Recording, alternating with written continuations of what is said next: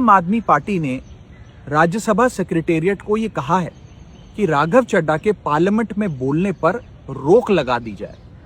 जी हां, आम आदमी पार्टी ने पार्लियामेंट को ये सूचित किया है कि राघव चड्ढा को पार्लियामेंट में बोलने का मौका ना दिया जाए। खामोशी को मेरी हार मत समझ लेना, मेरी खामोशी को मेरी हार मत समझ लेना। मैं वो दरिया हूं जो वक्त आने पर सैलाब बनता है। एक बड़ी खबर आ रही है एक रीजनल कम नेशनल पार्टी के हवाले से। शब्द के अर्थ पर आप जाएंगे तो समझ जाएंगे कि मैं क्या कहना चाह रहा हूं। आम आदमी पार्टी का एक दिग्गज नेता, जो शायद आम आदमी पार्टी के लिए दिल्ली में चेहरा हो सकता था, आम आदमी पार्टी के लिए राष्ट्रीय स्तर पर चेहरा हो सकता है, उसको आम आदमी पार्टी अपनी ही पार्टी में साइडलाइन करना चाहती है। आम आदमी पार्टी के बॉस हैं अरविंद केजरीवाल, और हम बात कर रहे हैं राघव चड्ढा की। नमस्कार, आप देखना शुरू कर चुके हैं न्यूज फॉर नेशन। मैं हूं धीरेन्द्र। तमाम नेशनल इंटरनेशनल घटनाओं के बीच में अगर जो आप नेशनल पॉलिटिक्स में इंटरेस्ट रखते हैं तो आपकी जानकारी में ये बातें होंगी कि आम आदमी पार्टी के एक बड़े नेता संजय सिंह ने मीडिया में ये कहा कि राघव चड्ढा को राज्यसभा में पार्टी के उपनेता पद से हटा दिया गया है, और राज्यसभा सचिवालय को आम आदमी पार्टी ने चिट्ठी लिखकर दे दिया है कि राघव चड्ढा हमारे उपनेता नहीं है, लिहाजा इनको बोलने से रोका जाए। अब सवाल खड़ा होता है कि राघव चड्ढा, जो कि कोई जननेता नहीं है, पेशे से चार्टर्ड अकाउंटेंट हैं, सरल सौम्य लगते हैं और संसद में अपनी बातों को बड़ी तरीके से रखते हैं, और आम लोगों की बातों को रखने के लिए वो जाने जाते हैं और बहुत ही केंद्रित रहते हैं अपनी बातों पर। चूंकि चार्टर्ड अकाउंटेंट है, लिहाजा उनकी अधिकांश डिबेट में जो पार्टिसिपेट उन्होंने किया है वो बजट संबंधित डिबेट में ही पार्टिसिपेट किया है। ऐसे व्यक्ति को बोलने से रोका क्यों जा रहा है? अगर इसके राजनीतिक कारणों को खंगालने की कोशिश करते हैं तो भी बहुत ज्यादा कुछ समझ में नहीं आता है। चूंकि दिल्ली में आम आदमी पार्टी का चेहरा हो सकते हैं राघव चड्ढा, लेकिन दिल्ली में आम आदमी पार्टी के लिए ऑलरेडी चेहरा अरविंद केजरीवाल हैं, और उनसे बड़ा चेहरा राघव चड्ढा नहीं हो सकते हैं। और अरविंद केजरीवाल नेशनल पॉलिटिक्स में जा रहे हो, इसकी कोई संभावना नहीं है। फिर इनको क्यों रोका जा रहा है? राघव चड्ढा जननेता है नहीं। इसका जवाब एक तरीके से राघव चड्ढा ने दिया और सवाल भी किया। जवाब राघव चड्ढा का यह है, राघव चड्ढा ने आज एक वीडियो जारी किया है और उस वीडियो में वो कह रहे हैं कि मेरे ऊपर ये कार्रवाई क्यों की जा रही है, क्यों राज्यसभा सचिवालय को मेरी पार्टी ने लिख कर दिया कि इसको बोलने से रोका जाए। मैं आम लोगों की बात करता हूं और इसमें कहीं वो गलत नहीं है। टैक्स रिलैक्सेशन में आम लोगों की वकालत उन्होंने संसद के अंदर की। टोल प्लाजा पर अधिक वसूली की जा रही है, इसके खिलाफ उन्होंने संसद में आवाज बुलंद किया। चार्जेस के नाम पर, सरचार्ज के नाम पर बैंक किस तरीके से आम लोगों से पैसा वसूलती है और ज्यादा वसूलती है, इसकी चर्चा उन्होंने संसद भवन के अंदर की। और टेलीकॉम कंपनियां 28 दिन 29 दिन का जो साइकिल बना रखी है, इस साइकिल के बनाने के रणनीति के कारण किस तरीके से एक साल में 12 महीने की जगह पर तकरीबन 13 महीने की पैसा वसूलती है आम लोगों से, इसकी चर्चा उन्होंने संसद में की। उन्होंने संसद में चर्चा की ब्लिंकिट जैसे संस्थान को लेकर, जो 10 मिनट में दावा कर रहे थे कि हम सामान डिलीवर कर देंगे। इस बात को उन्होंने शिद्दत से संसद के अंदर रखा, जिसका परिणाम देखने को मिला कि 10 मिनट में डिलीवरी करने का जो प्रेशर होता है उसके कारण एक्सीडेंट्स बढ़ रहे हैं। और इसका परिणाम भी सामने आया कि तमाम इस तरीके की कंपनियां जो होम डिलीवरी सर्विस प्रोवाइड करती हैं, वो 10 मिनट में ही हम सामान पहुंचा देंगे, इस टैग को वापस ले लिया।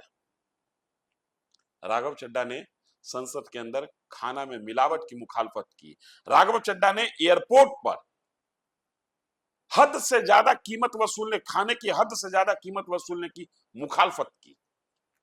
और इन तमाम मुखालफत करते करते राघव चड्ढा की आवाज को दबाने की कोशिश संसद भवन के अंदर की गई, और किसी और ने नहीं, उनकी अपनी पार्टी आम आदमी पार्टी ने किया। राघव चड्ढा 2012 के अन्ना हजारे आंदोलन से उपजे हुए नेता हैं, जिस आंदोलन से अरविंद केजरीवाल निकले, जिस आंदोलन से संजय सिंह निकले, जिस आंदोलन से गोपाल राय निकले, या आम आदमी पार्टी के तकरीबन 90% नेता निकले। राघव चड्ढा की निजी पहचान एक अच्छे चार्टर्ड अकाउंटेंट के तौर पर है।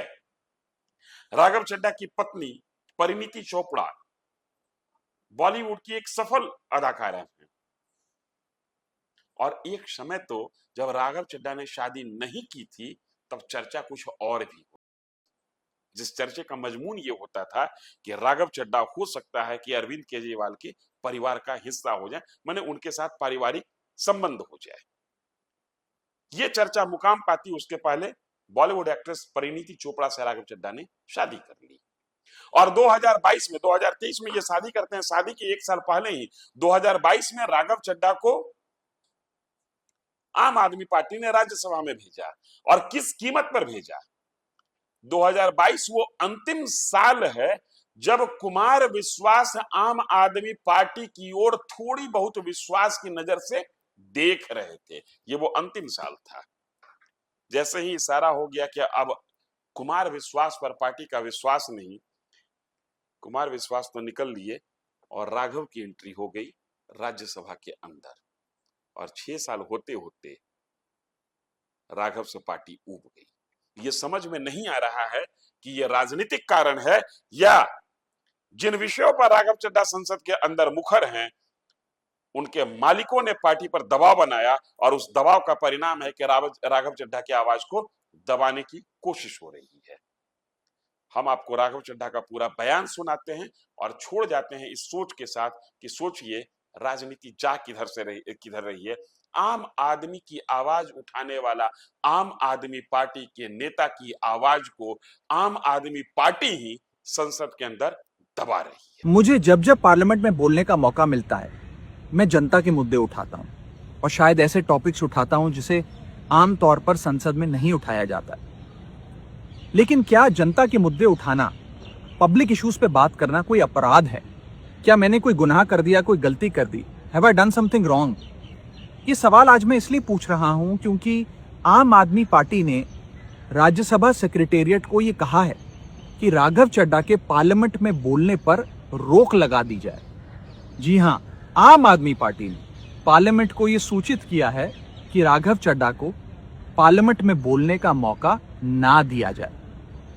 अब भला कोई मेरे बोलने पर रोक क्यों लगाना चाहेगा? मैं तो जब बात करता हूं देश के आम आदमी की बात करता हूं। एयरपोर्ट पर मिल रहे महंगे खाने की बात रखी, जोमैटो ब्लिंकिट के डिलीवरी राइडर्स की प्रॉब्लम रखी, खाने में मिलावट का मुद्दा उठाया, टोल प्लाजा लूट से लेकर बैंक चार्जेस लूट की बात करी, यहां तक कि मिडिल क्लास पे टैक्स के बोझ से लेकर कंटेंट क्रिएटर्स पर स्ट्राइक क्यों करी जाती है, टेलीकॉम कंपनियां कैसे 12 महीने में 13 बार हमसे रिचार्ज कराती हैं, डेटा रोल ओवर नहीं देती हैं, रिचार्ज खत्म होने के बाद इनकमिंग रोक देती है, तमाम इश्यूज मैंने सदन में उठाए। और ये मुद्दे उठाने के बाद देश के आम आदमी का तो फायदा हुआ, लेकिन इससे आम आदमी पार्टी का क्या नुकसान हुआ? भला कोई मुझे बोलने से क्यों रोकना चाहेगा? कोई मेरी आवाज को क्यों बंद करना चाहेगा? खैर, आप लोग मुझे अनलिमिटेड प्यार देते हैं। मैं जब जब आपके मुद्दे उठाता हूं, आप मुझे सपोर्ट करते हैं, मुझे शाबाशी देते हैं, मेरा हौसला बढ़ाते हैं। मैं आपको कहना चाहता हूं थैंक यू। ऐसे ही मेरा हाथ और मेरा साथ थामे रखिएगा, छोड़िएगा मत। मैं आपसे हूं और मैं आपके लिए हूं। और जिन लोगों ने आज पार्लियामेंट में मेरे बोलने का अधिकार मुझसे छीन लिया, मुझे खामोश कर दिया, मैं उन्हें भी कुछ कहना चाहता हूं। मेरी खामोशी को मेरी हार मत समझ लेना। मेरी खामोशी को मेरी हार मत समझ लेना। मैं वो दरिया हूं जो वक्त आने पर सैलाब बनता है।